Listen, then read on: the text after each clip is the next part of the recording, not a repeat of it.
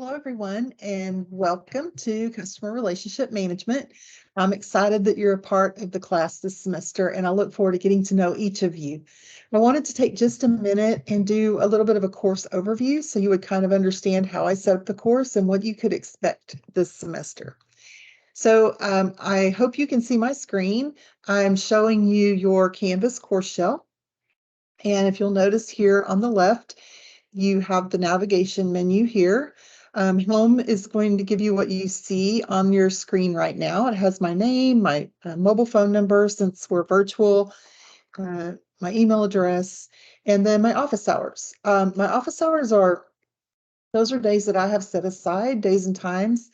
However, I realize that it's summer and a lot of people have all kinds of different schedules and all kinds of different things going on. So if you need to talk to me or you need to meet with me, and it's outside of those hours, that is not going to be a problem. We will find a way to do that. So please don't hesitate to reach out if you need to meet at a time other than those stated office hours. We also have a copy of the course syllabus, which you will see here. It's the concourse syllabus. So, in Canvas, if happens to be your first online course, there's two syllabuses here. The one that just says syllabus is kind of like a course schedule. It tells you the due dates and what's due on those dates. And you'll notice if you look at this one that your due dates are always going to be on Sunday. And you'll have a Tuesday. The last week is really short, so your work is due on Tuesday in week 10. Now, you'll notice here that all you see is Sunday due dates. However, you also see that there are discussions in here. And the way I set up discussions in my courses is that your initial post is due on Friday, and then your replies are due on Sunday. So even though this just shows Sundays, you need to be aware that anytime you have a discussion, you're also going to have a Friday due date for that initial post on the discussion. And we'll talk a little bit more about discussions here in just a moment. But I just wanted to point out to you that this also is Sunday, but you are going to have some Friday due dates. All right, the one that says concourse syllabus, that is your actual syllabus for the course. And oh, it's not going to let me open it because I'm in student mode.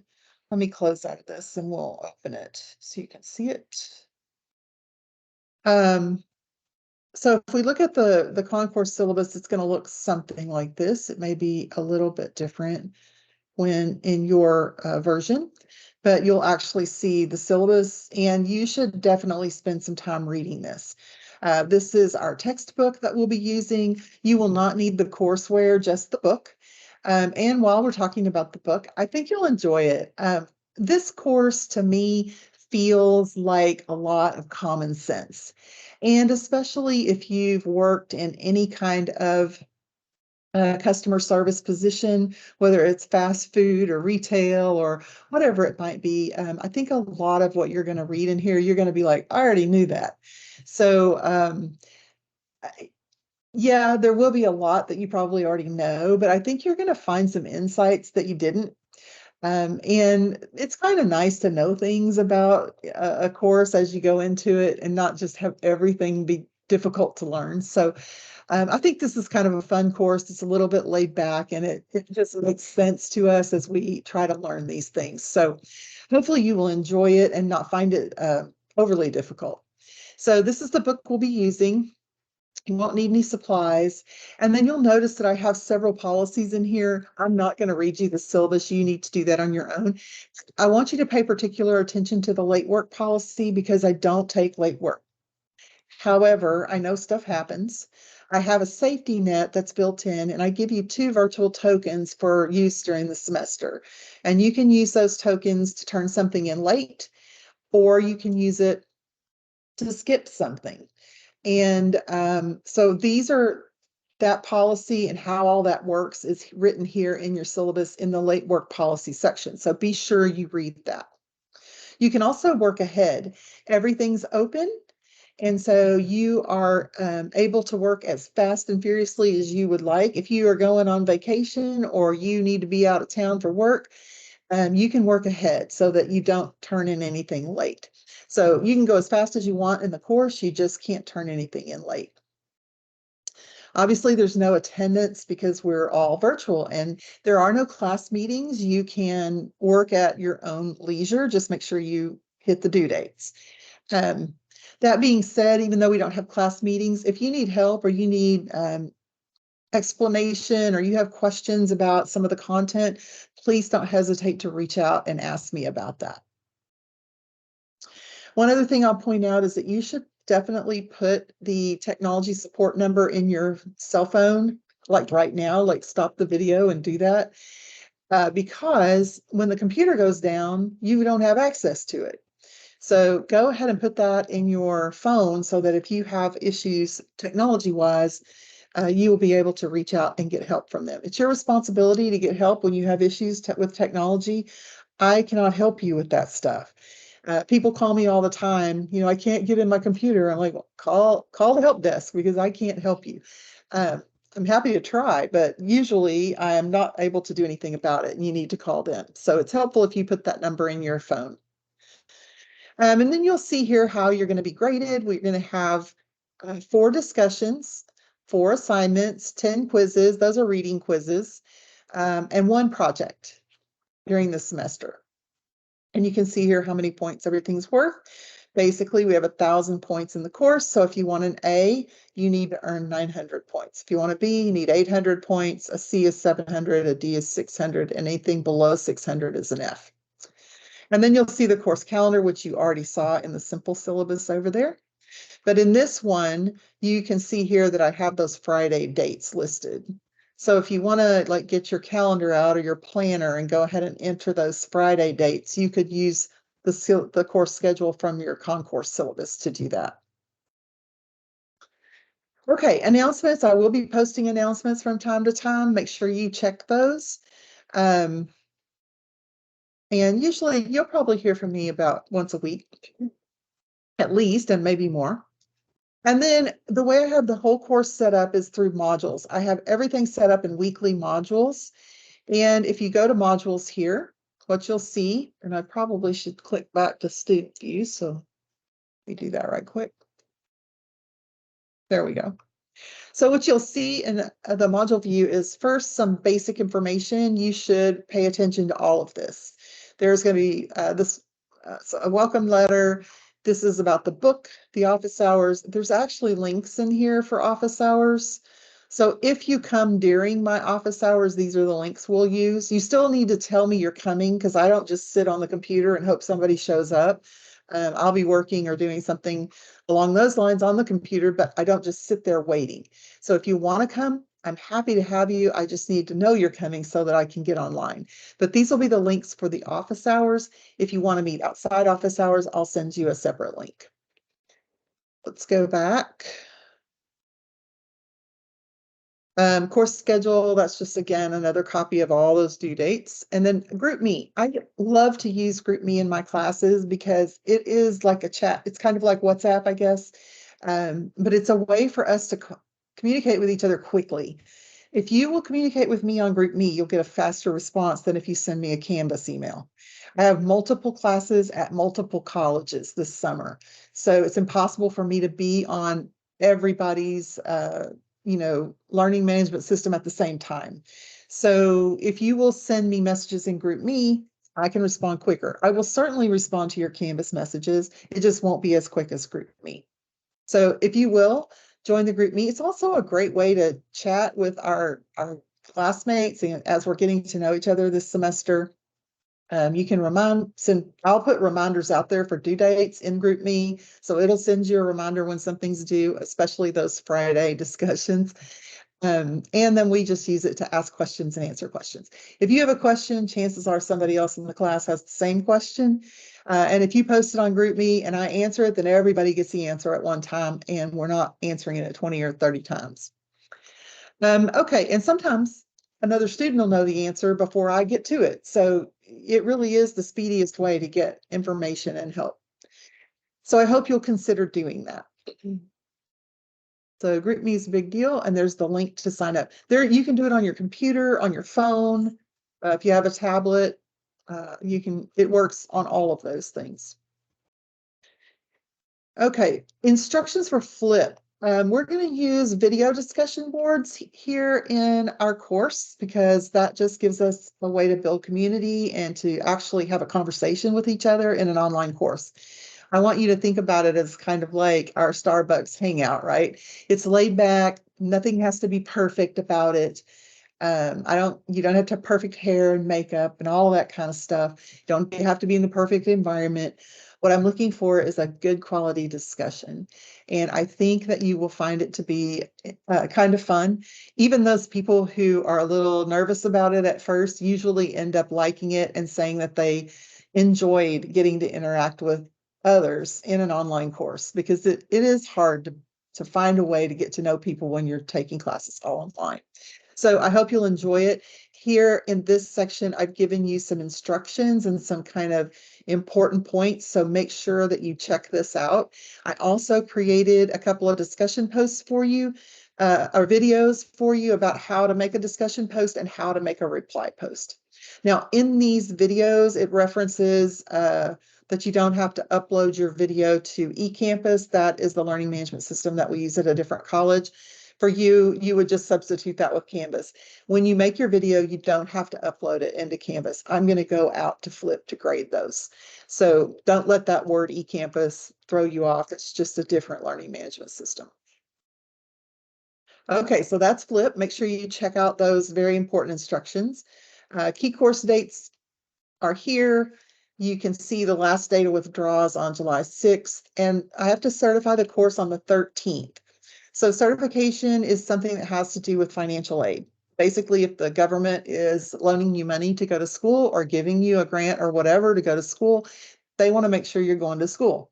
So they have this process called certification. And basically what it is the professor has to certify that you have attended class and done some work on or before the certification date. I always certify my classes first thing in the morning. So that means that if you want to be certified, you have to complete work in my class by 6:12 at midnight, because the next morning I'm going to get up and certify the class. So if you don't submit work, I am unable to certify you. There's no wiggle room. This is like a legal thing.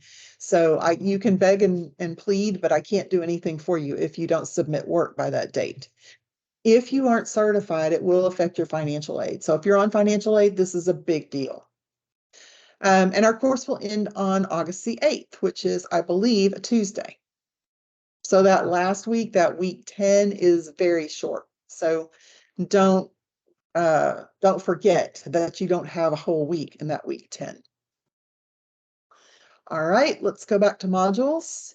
So that's this first course information module. Here you have a lot of information and instructions. This is just kind of boilerplate. It should be in all your Canvas courses, but these are here if you need them, help resources and those types of things. The institutional policies are here. Again, boilerplate for all Canvas courses. If you haven't read those before, you might want to take a peek. And then the good stuff starts. So here you'll notice that I have built out a module for every week of the course. So you see here week 1, week 2, and so on, all the way down to week 10. You can look quickly at these modules and tell everything that is due in that week. I also will have what I want you to read. So for example, in week 1, I would like for you to read chapters 1 and 2. And then I'm going to provide you with some additional resources. So here you can see that I've given you they're optional. You don't have to use them, but they're there if you like to use them. So here you have the PowerPoints for chapters 1 and 2. I've also given a couple of videos that relate to those chapters if you're interested in checking those out. So these are optional things. You'll see that for most all of the weekly modules. And then you'll see the activities that I want you to complete in week 1. So in week 1, I want you to complete discussion 1, quiz 1, and quiz 2. Now the quizzes are, oh gosh, I hope I remember correctly. I think they're 20 questions at 2 points apiece. You have an hour to complete them, and you may take them twice, and I'll keep the highest grade. They're open book, so feel free to use your book. I would appreciate it if you don't Google the answers. That doesn't really help you learn. but you'll get out of it what you put into it. So there's nothing I can do about that. It's on you if you want to learn or not. But you'll have a reading quiz over each chapter. And hopefully those are going to be easy A's. They're all multiple choice questions. And okay, I think I've said get to take it twice, keep the high grade. So you'll have for week 1, you've got discussion 1, quiz 2. If we look at week 2, it follows the exact same format. Tells you what to read. Here's some optional resources for you. You'll take the 2 quizzes and you'll complete assignment 1. And I guess we can look at a sample assignment here. So here I'm asking you to complete a communication action plan. And I've given you kind of a worksheet document to complete there. And then I've given you the rubric for how I'm going to grade that document. And then you'll upload your document as your submission for the assignment. So that's how those are going to work. Sometimes I'll give you a worksheet. Sometimes I'll just ask you to create a document.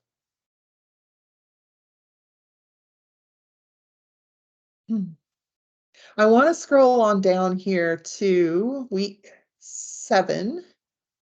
In week 7, you have the information about the final course project. Now, it would behoove you to look at these projects before week 7, because some of these will take a little bit of time. It's a project, right? So it's kind of the big grade of the semester. So I've put them in week 7 because I want you to choose your project in week 7 or before. But I would encourage you to kind of look at each of these and decide which one you want to do. So I basically have given you 4 options for a final project. You can pick whichever one you want. A couple of them, if you do them, you get extra credit. So they're worth 4 points. So if you are one who likes to get extra credit in a course, then you're going to want to choose one of the projects that has extra credit. So the options you have are to create a customer service journal, to create a customer service training video, to conduct a mystery shopper project, or to read a book about customer service and do a book review. So those are your options. Hopefully there's something on that list that would be of interest to you. And so if you have any questions about those, you can let me know. In week 7, you're going to basically fill out a form that says, hey, here's the project I'm going to do. That way I kind of know what to expect from you. And it also makes you commit to getting started. And then you will be able to choose whichever one you want, and that's what you will turn in week 10. So let's scroll down to week 10. Remember, we only have 2 days in week 10. So Monday and Tuesday, your project's going to be due on Tuesday. I'm also giving you week 9 as a work week for your project. So you have the entire week of week 9 to work on your project. Some of those may take a little bit more than the week. You may want to have done some work ahead of time, but hopefully giving you this week will give you a little bit of relief on trying to work a project in with all your other classes. So I believe that's pretty much how everything is set up. If you have any questions or there's something that I didn't cover that you're worried about, please just reach out to me on GroupMe or send me an email, Canvas message, and I'll be happy to try to clarify. If you want to meet about it or you'd like to talk about it, then we can certainly make that happen as well. One last thing I'll tell you is that how you find your grades is over here on the grades tab. And you'll see here, it's not weighted grades, it's just total points. So we're working with 1,000 total points, and you need 900 points to get an A, 800 points to get a B. So all you have to do is watch your total points, the total points earned, and it should show down here for you how many total points you have. So that's what you don't have to worry about weights. You don't have to worry about percentages. Just focus on, if you want an A, focus on reaching 900 points. All right. I hope that this is helpful. I really am looking forward to getting to know you. I'm glad you're here, and I'm here to help you. So please let me know how I can do that. I hope you guys have a wonderful day and a wonderful week, and let me know if I can help. Thank you. Have a great day.